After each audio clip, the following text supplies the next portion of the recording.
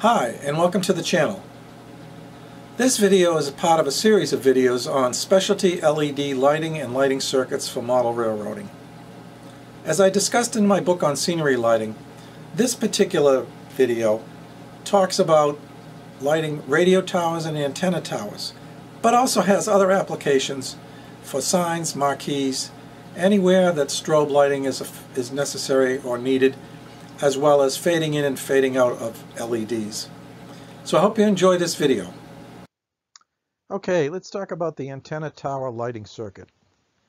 This is sold by Bakatronics, and it's the model BK110 flasher, as described on their website. So what does the flasher consist of? It's basically a voltage regulator, a IC, an output resistors, and 3 LEDs. It also has in there a bridge rectifier, so it can operate on AC or DC, anywhere from 6 to 16 volts. It's capable of 3 different sequences of flashing. It can drive 3 LEDs. That's 3 separate outputs for LEDs. It's easy to change the sequence of the LEDs by a push button that's on the board. No external resistors are needed. And the each LED can be any color, although most people have one red and a couple of white. The unit will remember, it's got a memory, so the next time you turn it on, it'll remember the last sequence it was on when it was shut off. Price is around $17 for the kit and $30 assembled. I had the assembled version. And the circuit board's pretty small. It's 3/4 of an inch wide by 2 inches long and about 1/2 inch high. So what about the operation? Well, there's 3 different flash patterns, as I mentioned before. And the instructions from the web say that program 1 slowly increases the brightness of the first LED that's plugged in to the circuit board, which is usually the bright red LED. And then the microcontroller fades it in and out. And when it fades out, then the 2 bright white LEDs flash together in unison. And it keeps going on and on. Program 2 flashes the LEDs in a strobing pulse type flash. They flash together. Program 3 flashes each LED in sequence, one after another. Now my unit that I have is opposite of this. Program 2 flashes the LEDs in sequence, and Program 3 flashes them together, but this may be a documentation error rather than a hardware issue. So I made this little chart up for myself for describing the flash patterns. Pattern 1, the red LED at the top fades in and out, and the strobes flash together. Pattern 2, all the LEDs flash in sequence, one after another. Pattern 3, all the LEDs flash or strobe together.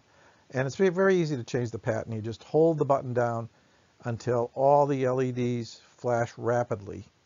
And then you release it and it'll switch to the next pattern, whatever that pattern is. This is the board layout that they describe, and it's mostly for people who buy the kits and want to put it in, but it also has some information on how to hook up the LEDs.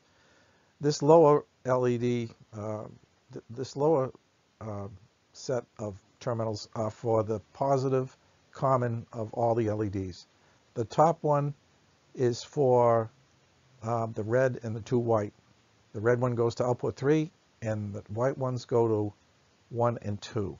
And that's the negative side of the LED. And it's marked right here on the board. They show you where the chip is, it's located, and some of the other components, such as the voltage regulator and the rectifier, the bridge rectifier, and that's primarily for use in assembling the unit. Okay, installation. I have mine on a mountain, my tower. It's made of sculptor mold, and the mountain itself is made of foam.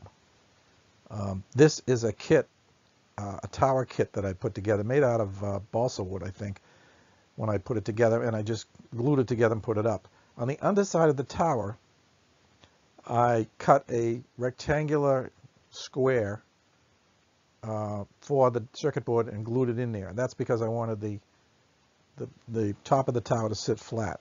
The tower is removable. I'm sorry, the top of the mountain is removable.